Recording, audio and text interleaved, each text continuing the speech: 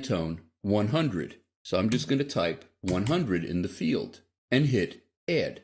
So I added it to my swatches panel.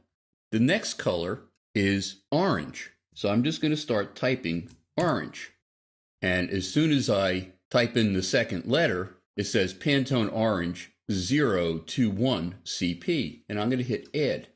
Now I'm going to select the field again and just start typing purple. And purple comes up, and I'm going to hit Add. The next color is Pantone 327. Let me type 327 and hit Add. The last color from Color Bridge is green, so I'm just going to type GR and green comes up. I'm just going to click OK, and you can see all of the colors had been added to the swatches panel. Now, my client also gave me the CMYK breakdowns of 3 additional colors. So I'm going to go back under the options menu to New Color Swatch. With the color mode now as CMYK, I'm going to type in to each one of the fields the specified breakdown. In the cyan field, the first color is 10. Then I'm going to hit my Tab key to go to magenta and type 98, and then hit my Tab key, 93, and the K value is just 3.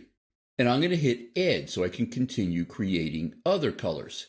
I'm going to select my cyan field and type 4, Tab, 23, Tab, 100, Tab, and 0 for the K value, and hit Add.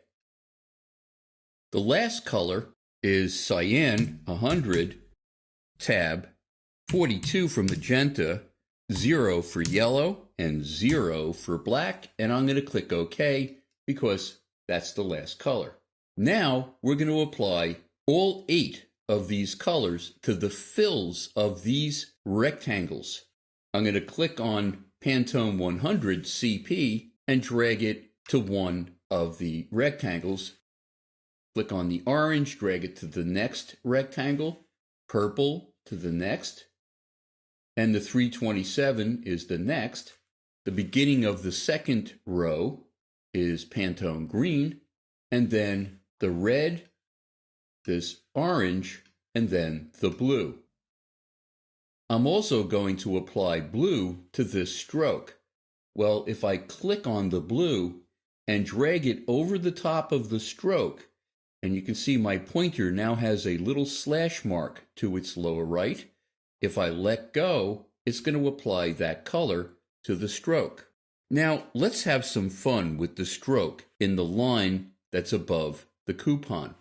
I'm going to zoom in a lot closer so we can see what's going on, and then just scroll down so we can see the entire stroke.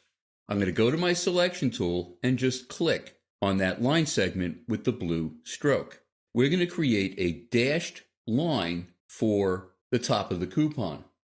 So I'm going to go into my stroke panel, but this dashed line is going to be really unusual. I'm going to click down on Type of Stroke and choose Dashed. And now we're going to create a dashed stroke with a repeat pattern of rounded rectangles and circles. Is that even possible? Well, let's give it a shot. In the first field for dash, I'm going to leave that 12 points. The gap immediately after that is also going to be 12 points. Let me click in my next dash field. This next dash is going to be 0. I wonder if that's even possible. We'll find out when we click in the next gap. And it is doing it, but it really doesn't look like what I want.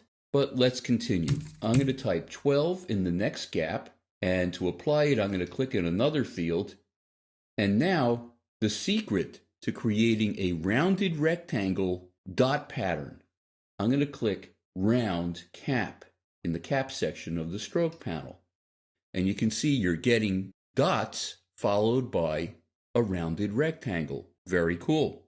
Now, let's fill in the gap with a color. How about this orange that's second from the bottom in the pop-up menu? Really kind of cool. In the next lesson, we're going to begin discussing transparency and effects.